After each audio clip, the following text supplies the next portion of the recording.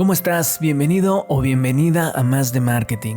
Muchas gracias por pasarte y destinar un poco de tu tiempo para escuchar este podcast. Yo soy Yayo y hoy voy a continuar con una reflexión que tiene que ver un poco con el episodio anterior. Y de paso vamos a conocer un poquito más a otro segmento de mercado muy importante. La vez pasada hablaba sobre algunas de las coincidencias que existen alrededor del número 3, del poder, si se puede decir, que encierra este número. Y hay otra triada que podemos observar muy claramente. Por supuesto, de manera general, sabemos que siempre hay una excepción a la regla, pero se ha podido palpar este nuevo chip que ya trae toda una generación que próximamente tendrá al mundo en sus manos. Me refiero a los Centennials, estos chavitos a los que se les conoce también como la generación Z. Son los nacidos aproximadamente en el año 2000. Por supuesto hay algunos que dicen que son los nacidos entre el 94 y el 2010, pero creo que casi todos concuerdan con la primera fecha. Un chavito de 19, 20 años ahorita se le considera Centennial sin ningún problema. Estos cuates no tuvieron que aprender nada como nosotros. Ellos son nativos digitales 100% de entrada. Ya desde que nacieron sabían manejar un iPhone. Con eso te digo todo. Por cierto, ahorita que digo esto de aprender a utilizar el iPhone, como comentario aparte, si algún día tienes la oportunidad de ver la keynote de Steve Jobs del año 2007, cuando presentó el iPhone por primera vez, de verdad, hazlo. Por cultura general nada más. Es impresionante ver cómo Steve Jobs ese día realmente le enseñó al mundo entero a realizar cosas que ya hacemos con toda naturalidad en los celulares. Mostraba por primera vez cómo era hacer tap en la pantalla, cómo scrollear, el modo de pantalla horizontal, iTunes en aquel entonces, y la reacción de la gente en la sala era una locura. Y es que en ese entonces lo único que teníamos como gama alta de tecnología era el BlackBerry, con un teclado físico y una pantalla que jamás se nos hubiera ocurrido tocar. Pareciera que fue hace mucho, pero en realidad no son tantos años, Sin embargo, a nivel tecnología es un abismo todo lo que ha avanzado desde el primer modelo del iPhone. Pero bueno, decía que esta generación trae un chip muy distinto a otras. Traen una conciencia social y ambiental muy desarrollada. Son consumidores conscientes y prefieren marcas sustentables. Y por supuesto son más inclusivos. Aprecian mucho lo vintage, o sea,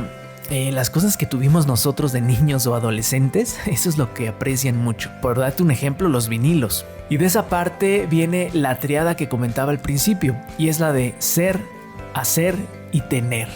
Muchos de estos jóvenes tienen ya un nivel de conciencia un poco más desarrollado. Por ejemplo, los baby boomers, que vienen siendo nuestros padres o abuelos, pues ellos a sus 30s ya estaban hechos. Ya tenían estudios, una profesión, tenían casa, tenían coche, tenían esposo o esposa, y hasta ya tenían bebés o hijos en camino. Y creo que aquí está la palabra clave de esa generación: tener. Tenían todo.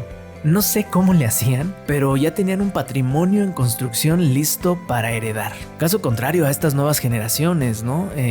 Incluyendo la mía. Son chavitos que no les interesa tener un trabajo estable y menos por muchísimos años en la misma compañía. Este rasgo sí que es un poco heredado de los millennials, pero es más notable en los centennials. Es decir, son prácticos. Ahí está su segunda característica: no les interesa la seguridad de un salario, y parece que van un poco más allá, ya que les interesa más desarrollar la parte emocional y de saber quiénes son en esta vida, o sea, la parte del ser. Como si supieran ya de nacimiento que primero tienes que saber quién eres para poder hacer lo que te gusta y por pura consecuencia tener lo que desees. Ser, hacer y tener. Muchos gurús han pasado vidas enteras descubriendo el santo grial de esta triada, y de pronto nace toda una generación con la mitad del chip integrado. Para los centennials, cualquier lugar es bueno para trabajar, y ahora en esta situación que estamos viviendo parece que le está favoreciendo su modo de ver la vida. Cualquier lugar en donde se puedan conectar es ideal para hacer sus labores. Caso contrario con los millennials, que cómo nos ha costado no ir a la oficina, ¿no? Dejar la rutina de pasar por el café o pedir el desayuno, moverte a tus juntas, tener una oficina, etcétera, ¿no? Y este punto me lleva a otra de sus características, que es la de huir de cualquier esquema laboral que no le dé prioridad a sus necesidades personales. Así de sencillo. Y no es que les dé miedo el trabajo, les gusta trabajar, siempre y cuando se les recompense por ello. Algo que los separa totalmente de los millennials es que para ellos el ser exitoso les deja un nombre o una marca o un prestigio. Y para los millennials el éxito es sinónimo de dinero. Gran diferencia, ¿no? Por lo tanto, se interesan en tener su propia empresa, su propio negocio, su canal de YouTube, por ejemplo. De hecho, esta es la generación de influencers, de los verdaderos influencers que desde su recámara hacen streamings y monetizan de una forma ridícula, haciendo fortunas a tan corta edad.